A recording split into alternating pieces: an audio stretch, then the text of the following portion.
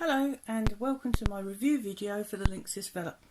Now, as I said in my last video, these aren't being tested for anyone. I actually bought these for myself to test out around my house.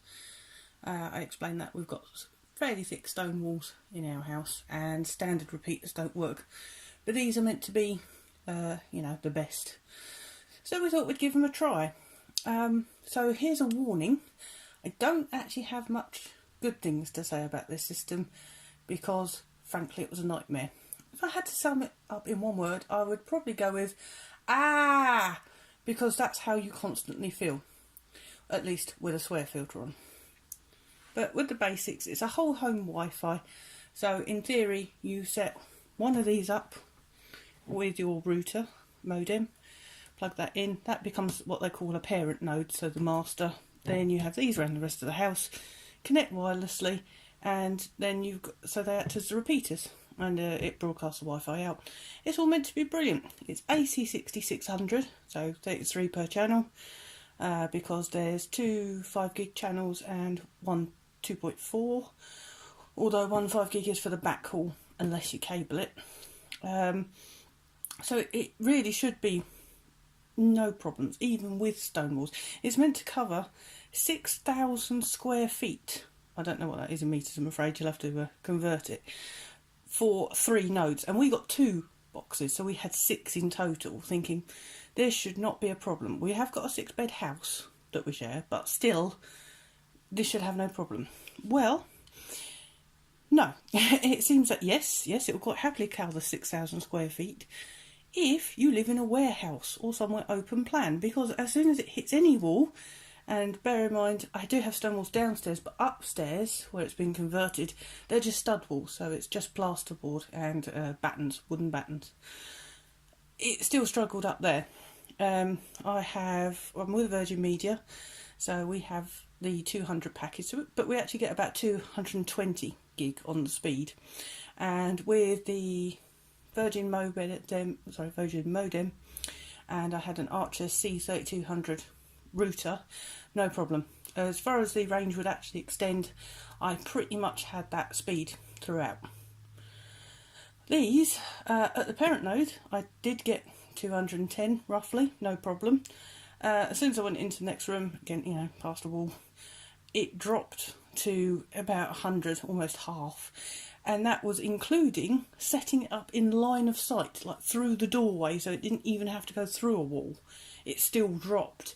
And then getting out to the hallway, which is sort of the farthest point on ours, we were getting down to sort of 40. The lowest we had it, I'm just looking at my notes, 2 gig. It's rubbish. Absolutely rubbish. What also didn't help is that the speeds kept bouncing, even at the parent node. It would start off at 200, and then within half an hour it would have gone down to like 80, and then it back up to like 120. It just kept fluctuating. It was no good at all. So they're going back. In fact, this is actually our second set of 6, because the first time we tried to set them up, because you have to set them up with a mobile phone using the app. The first set we unwrapped and tried to set up wouldn't talk to the phone at all, so we had to try the second set. That did set up, but then once you got past that, we had the fluctuation problems. 6 hours, in fact over 6 hours, we were on to Linksys technical support.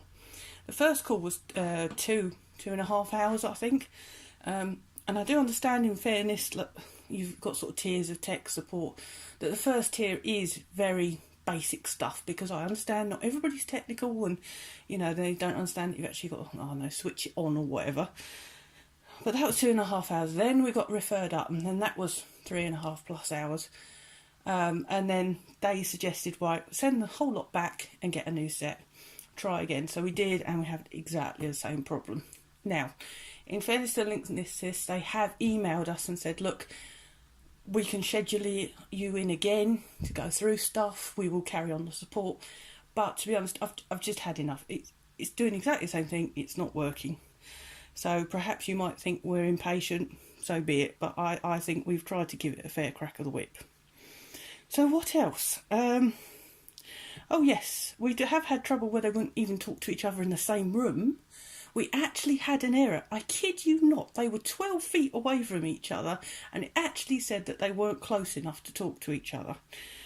Which, well, we did laugh, but only because it was better than crying.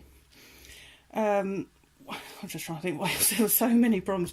Sorry, I'm looking at my notes. Oh yes, a lot of the stuff you have to do on the web GUI, not through the phone. If you want to go into more advanced settings, you have to use a web GUI, and Linksys do not want you to get in that, basically. It is really hard to find it, to find the link for the website. And even then it will say, oh, please set it up with the phone. And you have to go, no, I don't want to. And then you get into some more advanced settings, for example, renaming the bands. Because in theory, your devices should sync to the nearest node and then choose which band's better for you, 2.4 or 5 gig.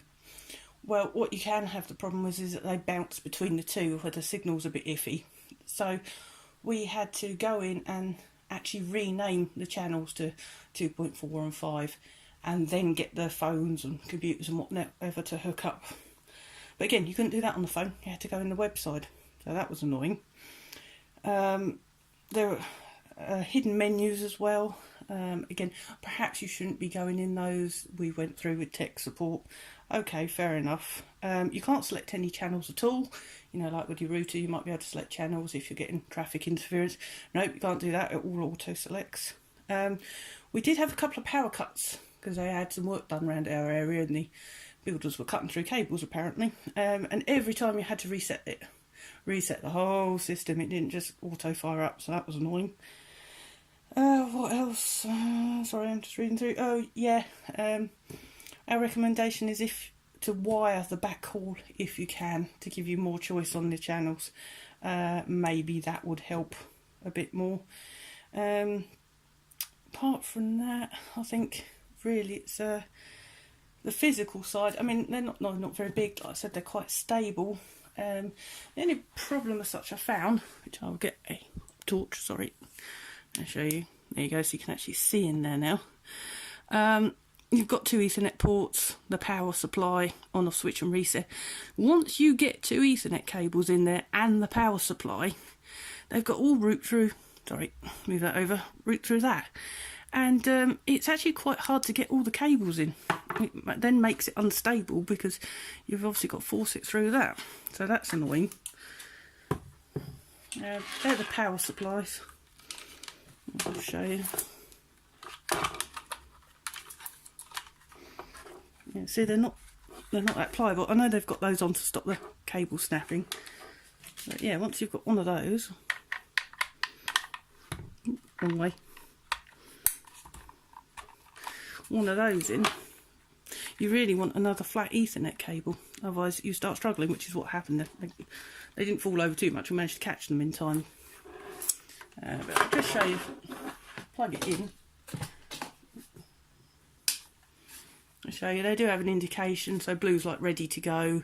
Amber, I think, means it's connected but it can't see the next node, and red means no, try again. It wasn't the button. I thought it was a button before. It's not.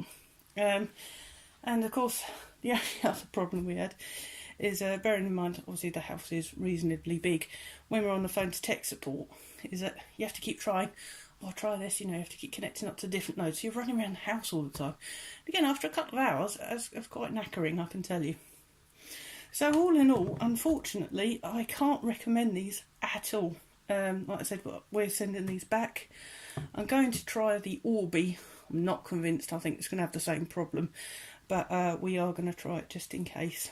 So, yeah, a bit of a shame really, because I thought it was going to be brilliant and it wasn't. So hopefully that has been some help. Sorry, I can't say too many positive things about it. There you go. There's a red light to show it's not working. And like I said, props to Linksys for trying to help us out, but I just think in the end that it's just not suitable. Although I say props to Linksys for helping. At the beginning, all they tried to do was blame our other equipment. Was our internet working properly? Okay, fair enough. So we tested it. Oh, well, it's the modem. It can't support that speed. You know, we had to physically prove that on the old equipment everything worked fine. They just kept trying to blame everything else apart from their product. And when we said, oh, it should cover 6,000 square feet, all we got was, oh, well, yes, well, that technically it does. Oh, brilliant, you know. It's the verbal equivalent of sticking an asterisk after it. So, anyway, sorry, rant over. So, yeah, don't buy them unless you live open plan or you've got a fairly small house with just, you know, very thin walls. So, thank you for bearing with me. Bye.